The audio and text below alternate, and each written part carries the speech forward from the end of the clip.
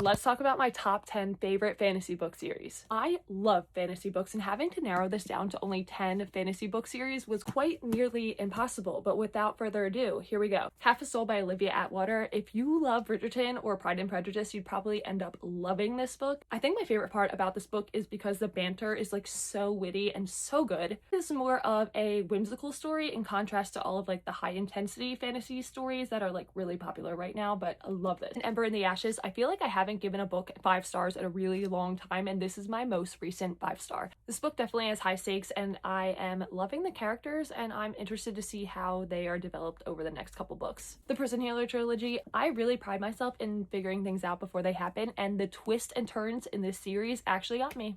It actually got me. The Winner's Trilogy by Marie Rutowski.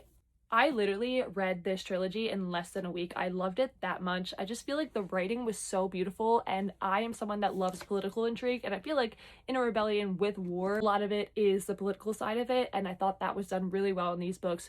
I was immersed in this story, and I can't stop thinking about it. So One Dark Window by Rachel Gillig. If Rachel Gillig writes a book, I'm gonna read it. I just feel like I don't even know how else to describe this except it was cool. Like, the magic system was cool, the story was cool, the plot was cool, the characters were cool. I have never read anything like this before. Dark Rise by C.S. Picot. I was set. My butt did not move from the couch for 24 hours because I was reading and I didn't even feel like I was reading. My brother said when I read, I basically hallucinate, and that's what I was doing when I was reading this story. It was that good. Guys, we're getting to like the books that actually make me emotional. Like, my eyes are getting a little red just thinking about it. The Legendborn.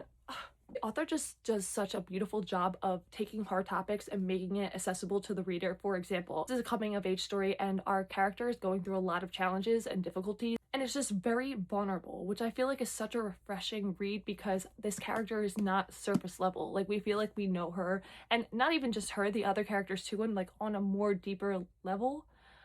You know, I don't even know if that made sense. Six of Crows. Six of Crows. Six of Crows. If you have not read this, you have to. You need to add it on the TBR immediately.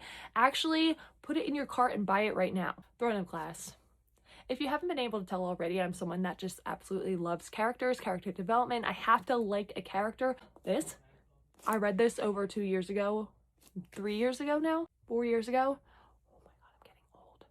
And I still think about it. To this Mistborn by Brandon Sanderson. I've talked about this a lot on my page. It's the first Brandon Sanderson book I've ever read. I read this book and the second one. I haven't read Hero of Ages yet because I'm scared. You like never get the feeling of reading like your favorite book for the first time over again.